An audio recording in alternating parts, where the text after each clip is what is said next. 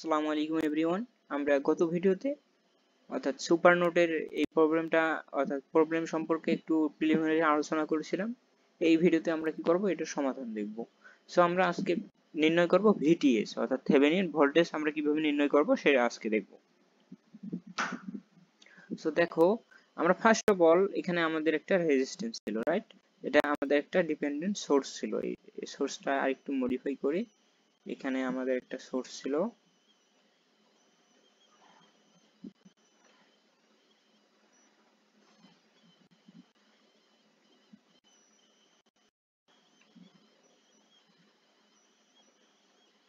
আমাদের এখানে একটা ডিপেন্ডেন্ট সোর্স ছিল এবং এখানে একটা রেজিস্ট্যান্স ছিল, রাইট?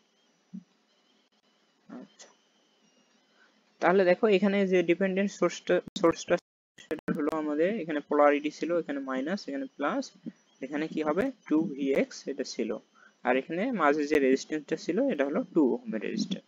অলরাইট, সো দেখো এখন আমরা এটাকে কিভাবে সমাধান করব, তাই তো?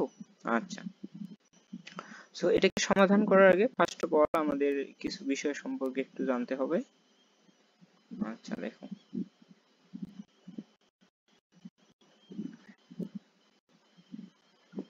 আচ্ছা দেখো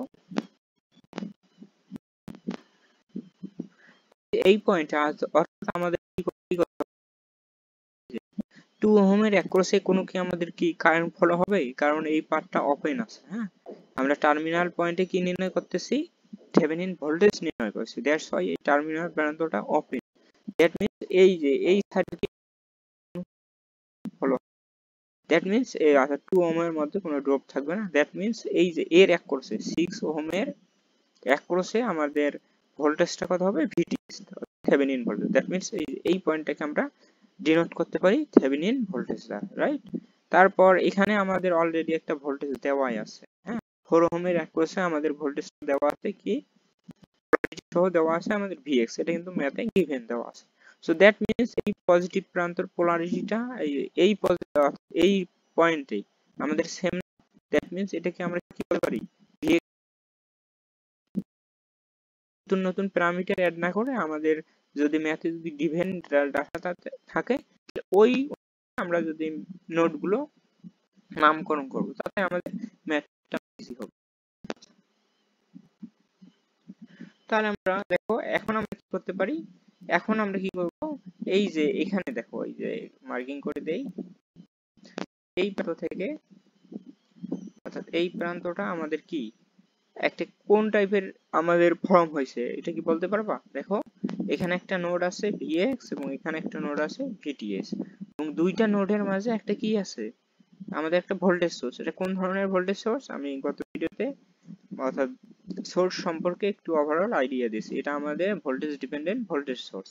সো যে কোনো আমাদের ডিপেন্ডেন্ট হোক আর ইন্ডিপেন্ডেন্ট হোক, যে সোর্সে থাকুক না কেন, দুইটা নোডের মধ্যে যদি আমাদের একটা সোর্স থাকে, হ্যাঁ, তাহলে আমাদের কি হবে, এটা হবে সুপার নোড, রাইট?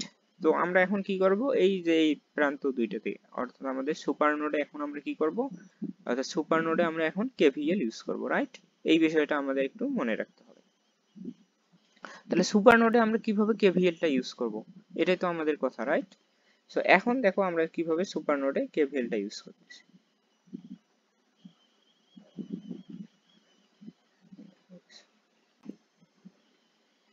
আচ্ছা দেখো, তাহলে সুপার নোডে আমরা কিভাবে কেভিএলটা ইউজ করব। এই যে দেখো সুপার নোডের পোলারিটি গুলো একটু দেখতে হবে। পজিটিভ পোলারিটি কার সাথে অ্যাড আছে, ভিডিএস এর সাথে অ্যাড আছে, হ্যাঁ, এবং নেগেটিভ পোলারিটি কার সাথে অ্যাড আছে, আমাদের ভিএক্স এর সাথে অ্যাড আছে। দ্যাট মিন্স সুপার নোডে আমরা যদি কেভিএল ইউজ করতে চাই, এই যে সুপার নোডে যদি আমরা কেভিএল ইউজ করতে চাই তাহলে কি হবে, পজিটিভ টার্মিনালের ভোল্টেজ, পজিটিভ টার্মিনাল অর্থাৎ সুপার নোডের আমাদের যে ভোল্টেজ সোর্সটা দেওয়া আছে ওই ভোল্টেজ সোর্সের পজিটিভ টার্মিনালের ভোল্টেজ মাইনাস নেগেটিভ টার্মিনালের ভোল্টেজ কত, ভিএক্স, ইকুয়াল টু কত হবে, সুপার নোডের ভোল্টেজ। এই জাস্ট এইটাই দিয়েছি, রাইট?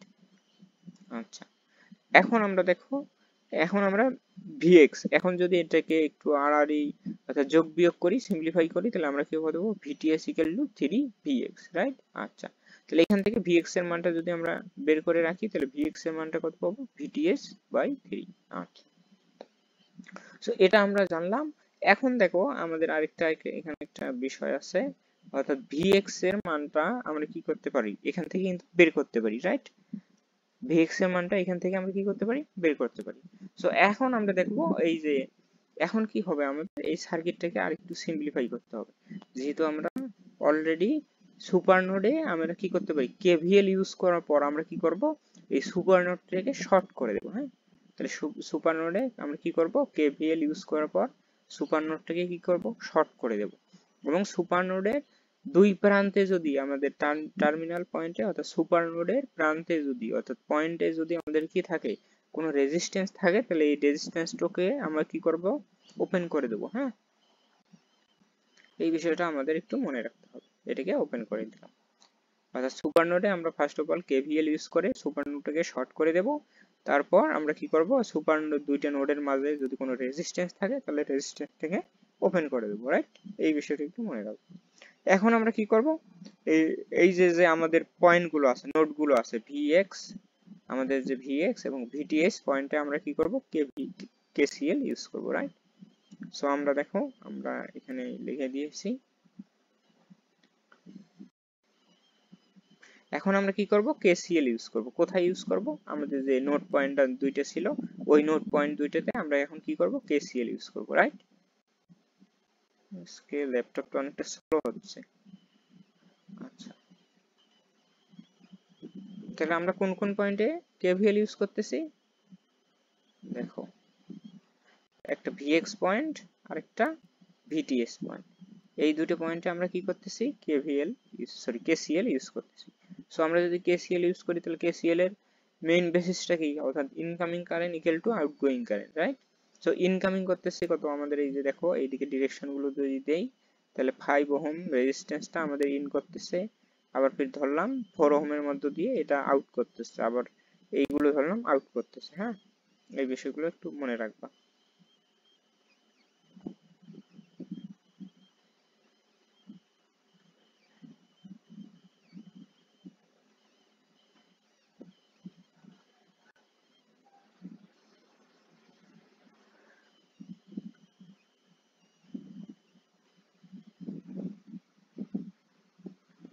আচ্ছা দেখো, ল্যাপটপটা স্লো হয়ে গেছে।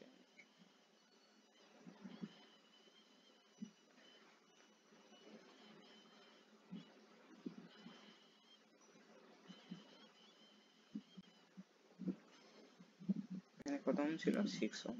তাহলে আমরা দেখো এই পয়েন্টে ভিএক্স এবং ভিডিএস পয়েন্টে যদি আমরা কি করি, কেসিএল ইউজ করি, তাহলে কি হবে, ইনকামিং করতেছে কোন কারেন্ট, শুধুমাত্র 5 এম্পিয়ার কারেন্টটা ইনকামিং করতেছে।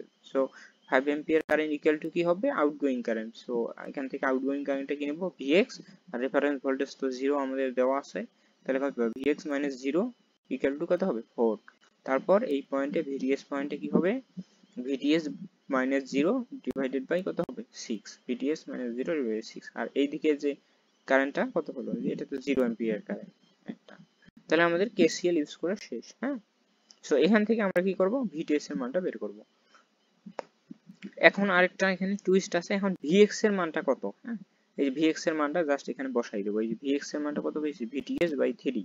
এই যে এখানে যদি আমরা বসাই দেই, ক্যালকুলেশনটা একটু দেখাই, তাহলে আমাদের সুবিধা হবে।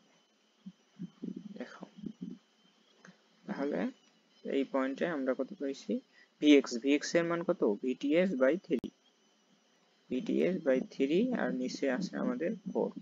তারপর এখানে ভিটিএস বাই 6, আর এখানে পাবো আমরা 5।